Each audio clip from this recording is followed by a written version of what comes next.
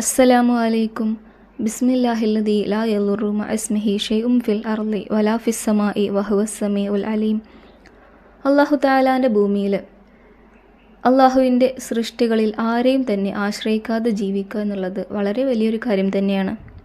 നമ്മുടെ എന്തെങ്കിലുമൊക്കെ ഒരു ആവശ്യത്തിന് വേണ്ടിയിട്ട് മറ്റുള്ളവരുടെ അടുത്ത് നമ്മൾ പോയിട്ട് അവരോട് യാചിച്ച് നിൽക്കേണ്ടി വരുന്നൊരവസ്ഥ, അല്ലെങ്കിൽ നമ്മുടെ ഓരോ കാര്യങ്ങൾക്കും ഓരോ ആവശ്യങ്ങൾക്കും വേണ്ടി മറ്റുള്ളവരെ ആശ്രയിക്കേണ്ടി വരുന്ന ഒരവസ്ഥ എന്നുള്ളതെല്ലാം മനപ്രയാസം ഉണ്ടാക്കുന്ന വളരെ വിഷമമുള്ളൊരു കാര്യം തന്നെയാണ്.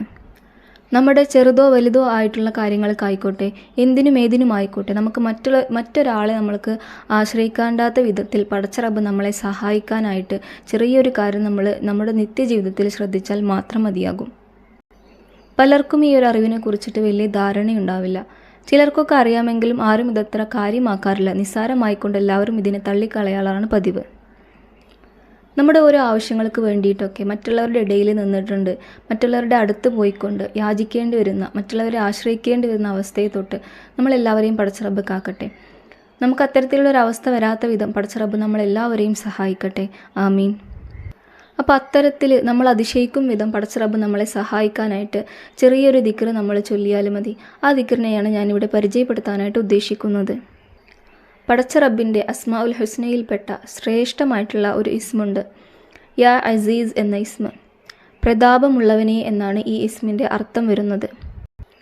യാ അസീസു യാ അള്ളാഹ് എന്ന് 40 തവണ 40 ദിവസങ്ങളിലായിട്ട് ഒരുത്തൻ പതിവാക്കിയിട്ടുണ്ടെങ്കിൽ അവന് ഒരു സൃഷ്ടിയെയും ആശ്രയിക്കേണ്ടി വരില്ല.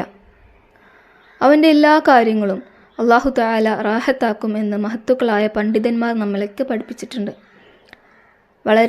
നമ്മൾ വളരെ വൃത്തിയോടെ, വളരെ ശുദ്ധിയോടെ അർത്ഥം മനസ്സിലാക്കിക്കൊണ്ട് പ്രതാപമുള്ളവനെ എന്ന് നമ്മൾ ഓരോ വാക്ക് ചൊല്ലുമ്പോൾ നമ്മുടെ നമ്മൾ മനസ്സുറപ്പിച്ച് നമ്മൾ അർത്ഥം അറിഞ്ഞുകൊണ്ട് നമ്മൾ ചൊല്ലണം, യാ അസീസു യാ അള്ളാഹ് എന്ന്. 40 തവണ ചൊല്ലാൻ അധികം ഒരു സമയത്തിൻ്റെയും ആവശ്യമുള്ളതായിട്ട് വരുന്നില്ല. ഒരു നിമിഷം നമ്മുടെ ജീവിതത്തിൽ 1 മിനിറ്റ് അല്ലെങ്കിൽ ഒരു 5 മിനിറ്റ് നമുക്കായിട്ട് പടച്ച റബ്ബിനായിട്ട് നമുക്ക് വേണ്ടി ഉപയോഗപ്പെടുത്തുകയാണെന്നുണ്ടെങ്കിൽ നമുക്ക് ആരെയും ആശ്രയിക്കാത്ത വിധത്തിൽ പടച്ച റബ്ബ് നമ്മളെ സഹായിക്കും. അപ്പോൾ അതുകൊണ്ടിട്ട് എല്ലാവരും ഇത് ചെയ്യാനായിട്ട് പ്രത്യേകം ശ്രദ്ധിക്കുക.